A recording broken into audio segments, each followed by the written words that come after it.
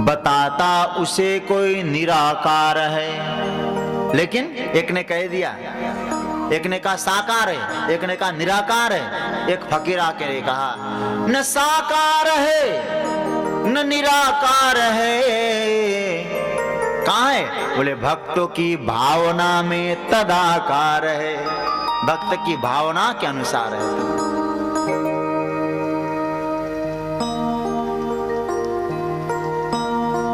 इस कथा की रचना कब हुई, कहां हुई, प्रश्न किया है। कहते हैं सम्याप्रास नाम का क्षेत्र है, व्यास जी वहां विराजे हैं। वो स्थान है बद्रीनाथ से ऊपर, जिसको माना गांव कहते, जहां आप लोगों ने दर्शन किया होगा, व्यास गुफा सरस्वती का उद्गम स्थल है। वहां आज व्यास जी बैठे हैं, आगे की स्थिति का दर्शन कर रहे हैं। ओ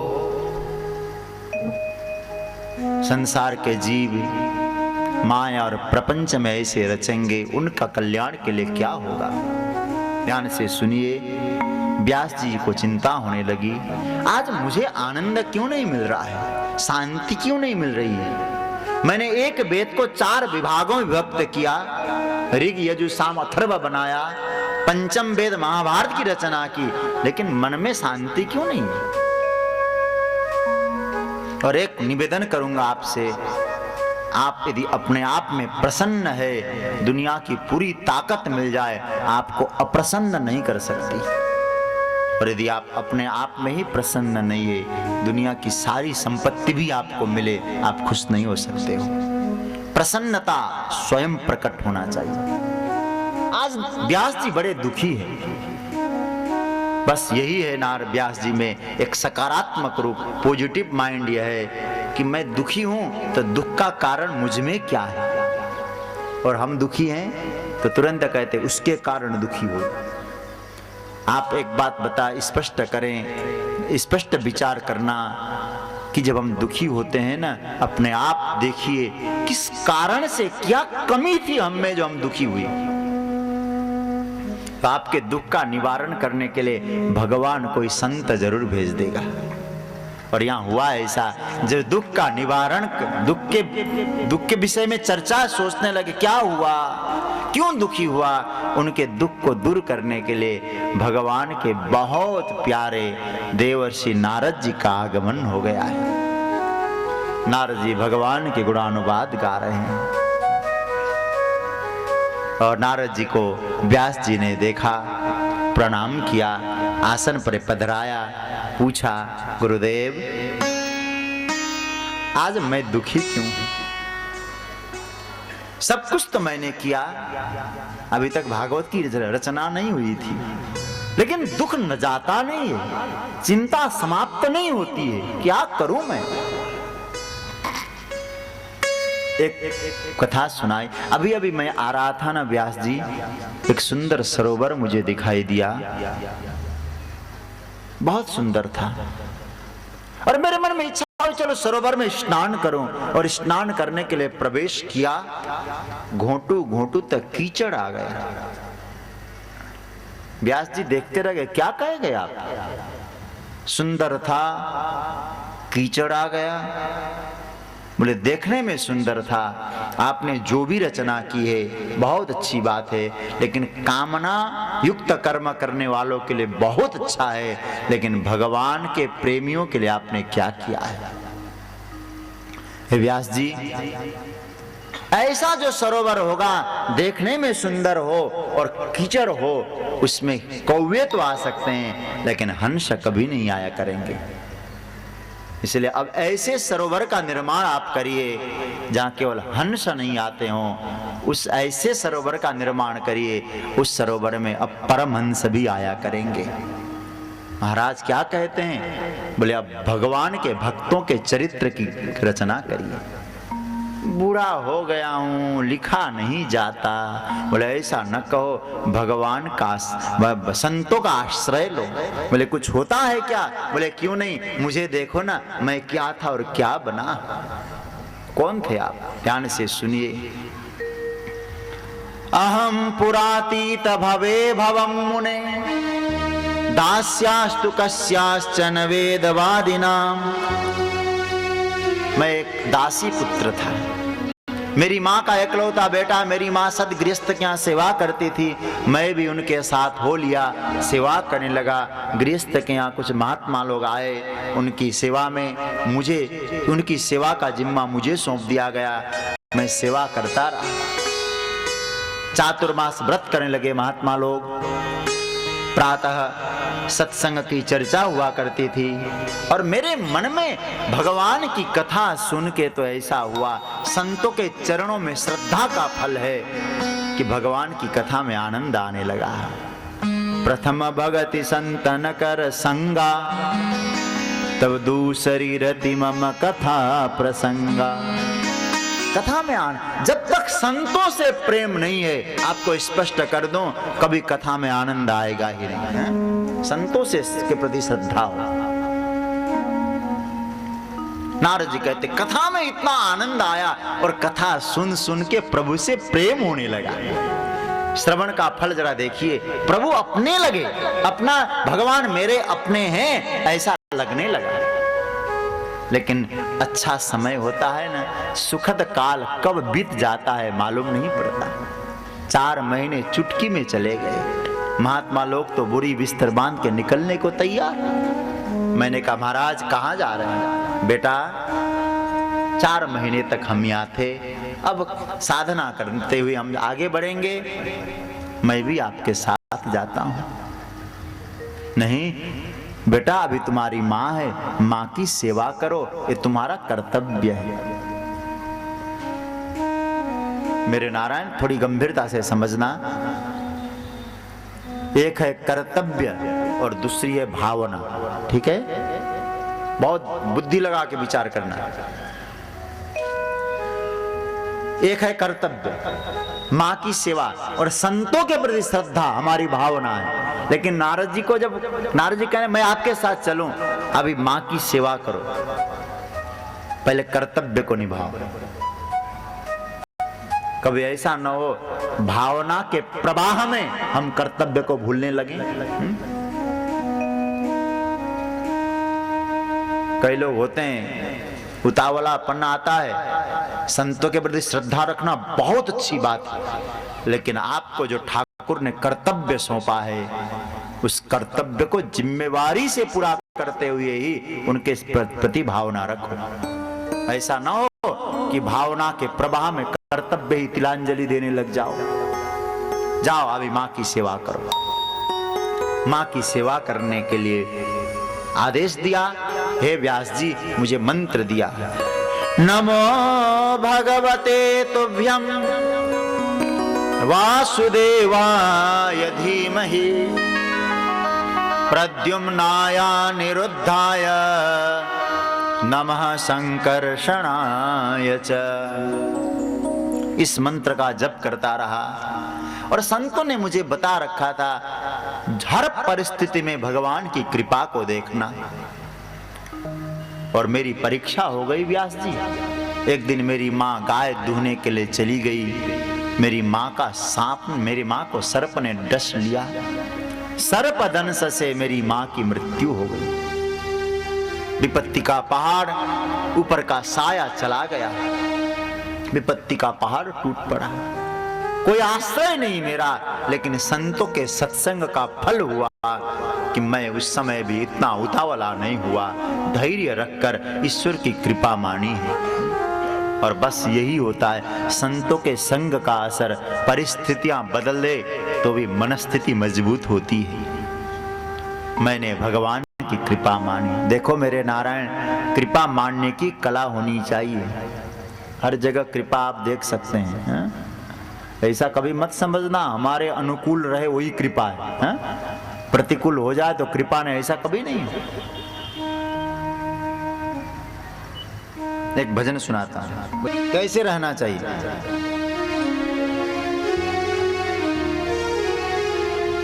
जैसे रखे राम जी रहना चाहिए, जैसे रखे राम जी रहना चाहिए, जैसे रखे राम जी रहना चाहिए, जैसे रखे राम जी रहना चाहिए।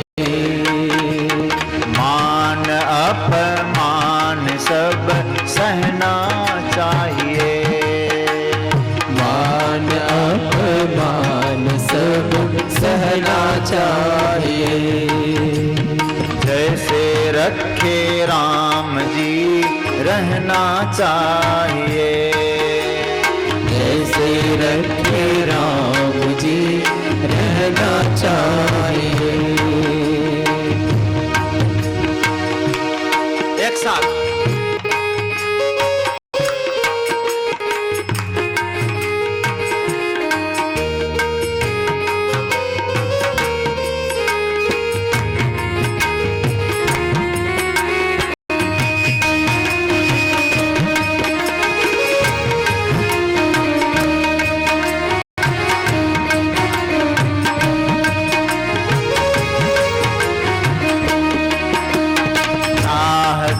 आराम हो तो रोज ही सुबह शाम, चाहते आराम हो तो रोज ही सुबह शाम, चाहते आराम हो तो रोज ही सुबह शाम, चाहते आराम हो तो रोज ही सुबह शाम।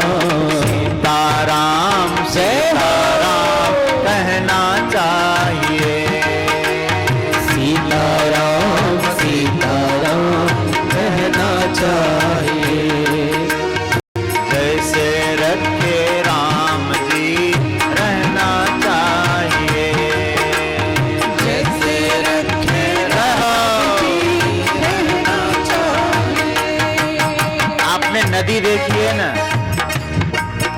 नदी के दो तट होते हैं, एक तट का नाम है, संस्कृत में तट को कुल कहते हैं, इधर का तट कुल उधर का कुल, इधर का जो कुल है उसका नाम है अनुकूल, दूर का तट उसका नाम है प्रतिकूल। नदी न अनुकूलता से सटी न प्रतिकूलता से हटी, नदी तो बहते हुए गई समुद्र में मिली। जीवन की यात्रा में निकले हम सब, कभी अनुकूलता के क्षण आएंगे, कभी प्रतिकूलता के क्षण आएंगे, हमें तो बहते हुए जाना है, सागर भगवान से मिलना। अनुकूल प्रतिकूल दोनों ही कूलों के बीच, अनुकूल प्रतिकूल दोनों ही कूलों के बीच, अनुकूल प्रतिकूल दोनों ही कूलों के बीच, अनुकूल प्रतिकूल दोनों ही कूलों के बीच। सरिता समान सदा बहना चाहिए, सरिता समान सदा बहना चाहिए। जैसे रखे राम जी रहना चाहिए, जैसे रखे राम जी रहना चाहिए।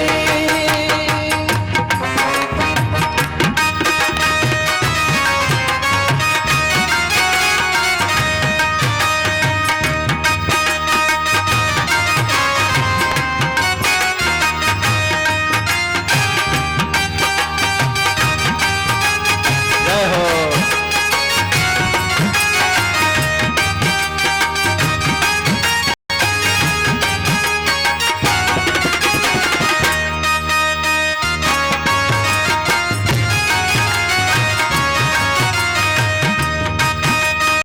क्या कह रहे हैं, कैसे रहें?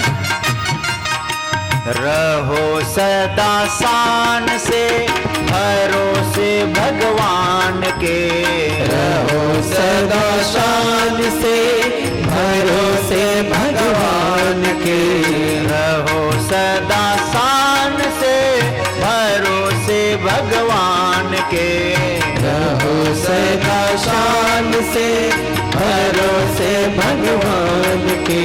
काल के भी डर से ना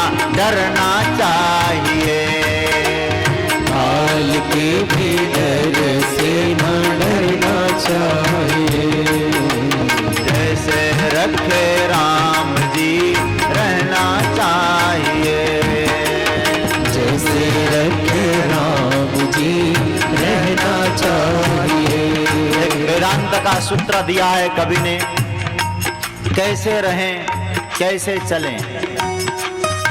बहुत ध्यान से सुनिए, सूत्र कठिन लगेगा लेकिन आप लोग अभ्यास ये, देह का अध्यास छोड़ ममता से मुख मोड़। देह का अध्यास छोड़, अध्यास छोड़ो, ममता से मुख मोड़। देह का अध्यास छोड़ ममता से मुख मोड़। देह का अध्यास छोड़, ममता से मुख मोड़। होके मुक्त मही में विचरना चाहिए। होके मुक्त मही में रहना चाहिए। जैसे रखे राम जी रहना चाहिए। जैसे रखे राम जी रहना चाहिए। मान अपमान सब सहना चाहिए। मान अपमान सब सहना चाहिए। एक जगह मैं कथा कर रहा था, ये भजन गा रहा था, किसी ने कहा क्या कहते रहना चाहिए, रहना ही पड़ेगा। बात तो ठीक है, रहना तो पड़ेगा। जब रहना पड़ेगा तो क्यों कराहा के रहते हो, सराहा के रहो ना। हाय हाय करके क्यों रहते, वाह वाह करके, जब रहना ही पड़ेगा। तो मेरे नारायण नारद जी कहते हैं, मेरी माँ चली गई, उस वक्त मैंने कहा ठाकुर तू मेरा कल्याण चाहता होगा इसलिए ऐसी कृपा की। वहां भी कृपा देखा है। आप लोग एक भजन गाते हैं ना, सीताराम सीताराम सीताराम कहिए, और आगे सबको याद है। वाह वाह वाह, हमें तो याद नहीं भैया। यदि अच्छा विचार करिए, इतनी सी बात याद आ जाए, जाहे विधि राखे राम ताहे विधि रहिए, याद आ जाए, कभी झगड़ा होगा घर में, कभी कलह होगा कि एक दूसरे के प्रति, जाहे विधि राखे राम। उच्चारण में है, आचरण में नहीं है बस। हमारे उच्चारण में तो खूब मजे से, आचरण में नहीं।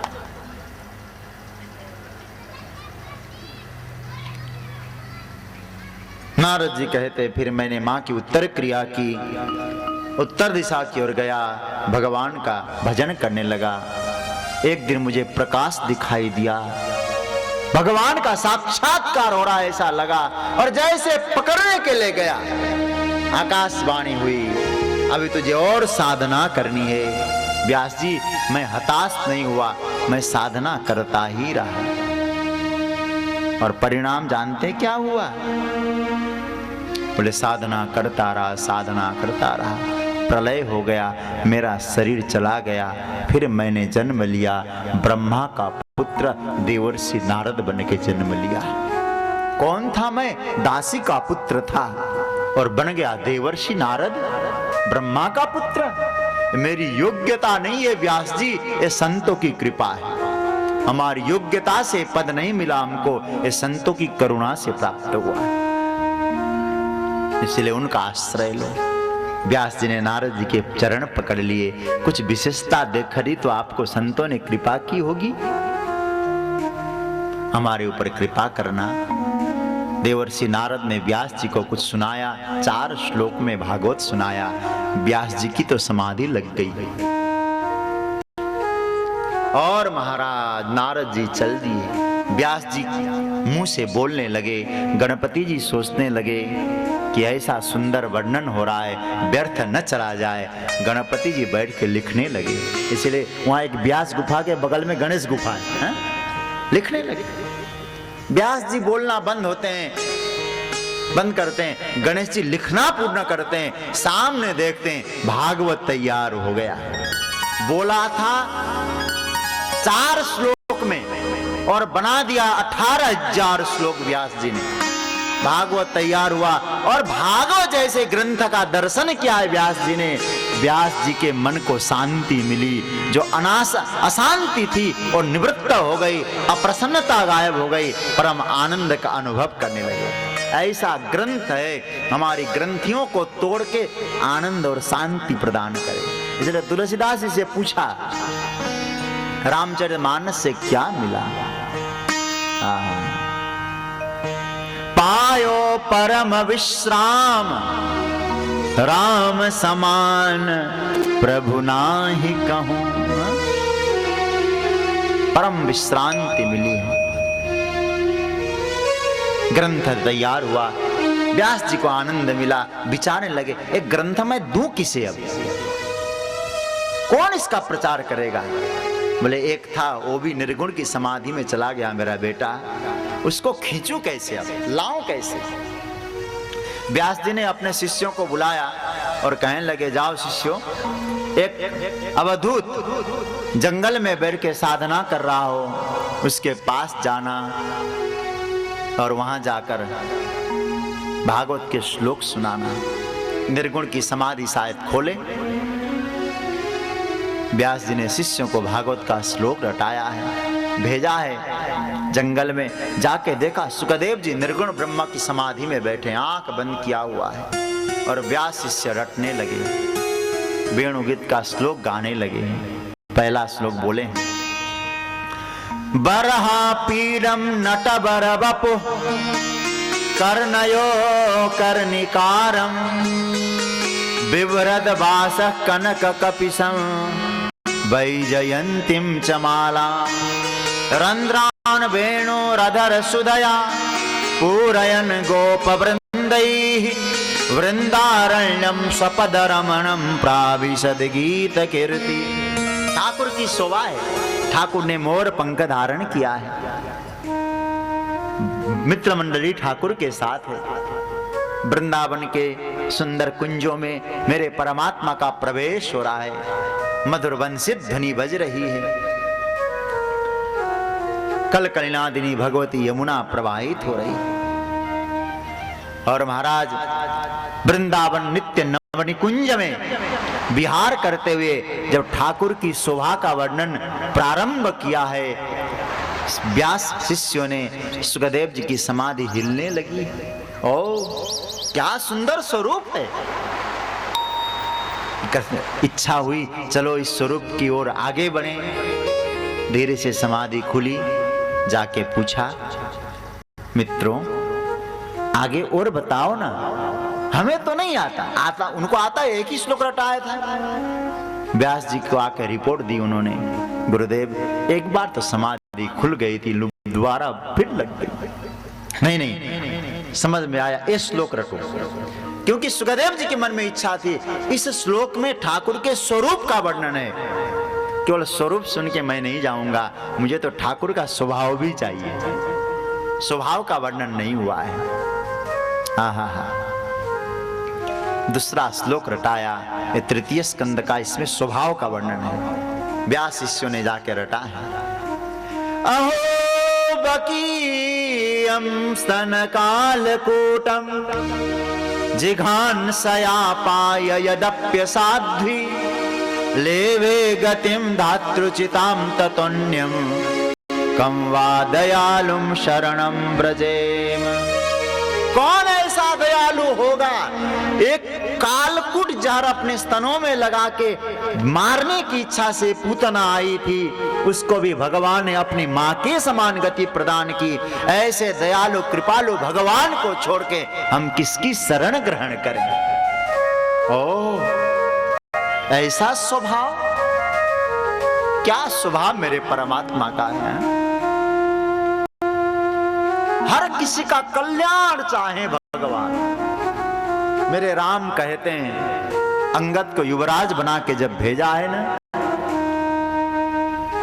सत्ता का परिवर्तन कराना है राघव को, लेकिन क्या कहते हैं अंगद, मेरा काम आप बनाओगे, बाली के पुत्र हो, दूत बन के जा रहे हो, लेकिन एक काम ध्यान, इस बात का ध्यान रखना अंगद, काज हमार तासुहित हो। हमारा काम भले ही बने, रावण का अहित नहीं होना चाहिए अंगद, रावण का भी हित होना चाहिए। कौन विचारता है ऐसा?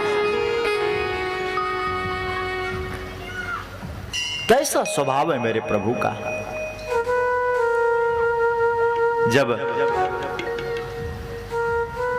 जटायु जाने लगे ना, भगवान ने चिता बनाई है, जटायु प्राण छोड़ने वाले हैं। जटायु ये मत समझना मैंने आपको कोई गति दी है। जल भरी नयन कहई रघुराई, तात कर्म निज ते गति पाई। आपने कर्म से ऐसा मिला। हे तात, हे पिताजी मेरे। जटायु ने कहा महाराज मुझे आपने पिता कहा। धन्य है वो जटायु। चार पुत्र जिनके थे, अंतिम समय में ऐसे दशरथ जी के पास एक पुत्र भी नहीं। और मानस भोजी गीत और जटायु और प्राण राम की गोदी में छोड़ने के लिए तैयार हो रहा। बोलने लगे भगवान, अश्रुओं की धारा बह रही है मेरे प्रभु के नेत्रों से। हे जटायु जी, आप से एक निवेदन करना चाहता हूं। प्रभु आदेश करिए ना। क्या बोले हैं भगवान? मेरे पिता से सीता हरण की बात न कहना। इतना सुनना था। जटायु रोने लगे फूट फूट के। महाराज बोले हाँ, मैं तो सोचता था कि आप मुझे केवल पिता कह रहे हैं। औपचारिकता के कारण अब मुझे मालूम पड़ा आप पिता ही नहीं कह रहे हैं। जो गति आपने अपने पिता को दी है वो गति मुझे भी आप दे रहे हैं। तभी तो आप कह रहे मेरे पिता से न कहना। इसका सीधा सा अर्थ है आपके पिता जहां है मुझे भी आप वहीं भेज रहे हैं। रोने लगे महाराज। फिर जटायु ने पूछा महाराज फिर सीता हरण की बात कहेगा कौन? आपके पिता को कौन सूचना देगा? तो ठाकुर बोलने लगे, जो रावण त कुल सहित कहो दसानन आए। रावण आएगा तब कहेगा। जटायु तब आश्चर्यचकित हो गए। महाराज गजब हो गया। जो गति पिता को दी वही गति एक गीत को दे रहे हैं, वही गति शत्रु को भी। ऐसा स्वभाव और किसका होगा? अस स्वभाव कहूं सुनहि न देखूं, कही खगेश रघुपति समलेखूं। क्या स्वभाव है प्रभु का। जब एक सुखदेव जी ने सुना जहर देने वाले को भी मां के समान गति, सुखदेव जी पहुंचे बच्चों के पास, व्यास शिष्यों के पास। भैया हमें आगे और श्लोक सुनाओ, बड़े सुंदर श्लोक है। शिष्यों ने कहा सुखदेव जी ये श्लोक बहुत सुंदर तो है,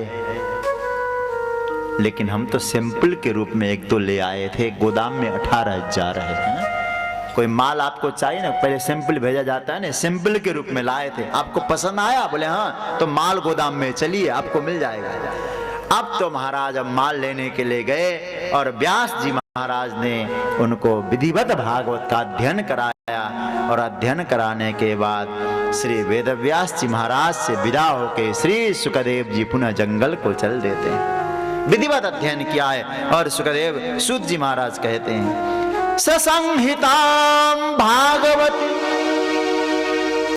कृत्वानुक्रम्य चात्मजं सुखमध्यापयामास निवृत्ति निरतम मुनि। सुखदेव जी को पढ़ाया है व्यास जी ने। सुखदेव जी जंगल में गए हैं। अब जंगल में गए तो व्यास शिष्यों ने कहा इतना प्रयत्न करके तो उनको ले आए, अब वापस जंगल में गए फिर कैसे होगा काम? तो कहा चिंता न करो, कोई बीतरागी, और मेरा पुत्र जो बीतरागी है कोई सच्चा श्रोता होगा, उसको कथा सुना के लिए अपने आप प्रकट हो जाएगा। अब श्रोता के बारे में सोचो, कौन होगा श्रोता? अब श्रोता की चर्चा करनी है तो बड़ी लंबी चर्चा होगी। और आज पहला दिन है और मैं समझता हूँ आप लोग थक भी गए होंगे सुबह से शोभा यात्रा में, इसलिए आज तो मैं बहुत सस्ते में छोड़ रहा हूँ आप लोग। और हमको क्या कहा भाई, एक बात स्पष्ट कर दूं, हमको अभी आधा सुबह जब आए थे ना हम, तो हमारे मुकेश जी और रमेश जी बहुत श्रद्धा रखते, कहने लगे कथा ठीक 5 बजे विराम होना चाहिए। बोले ये नियम हमारे ऊपर तो लागू मत करो भाई, हैं? इतने बजे चालू होगा इस बात को हम मानते हैं। कहा कि नहीं महाराज, यहाँ के श्रोता लोग, मैंने कहा श्रोता लोग तो हमारे ऊपर छोड़ दो, हाँ? बैठ जाएंगे तो बैठ जाएंगे। और हमारे साबा से भी लोग आए हैं, हमारे सेठ जी आए हैं वहां जब कथा, तो दोनों सत्र में कथा थी वहां, हाँ?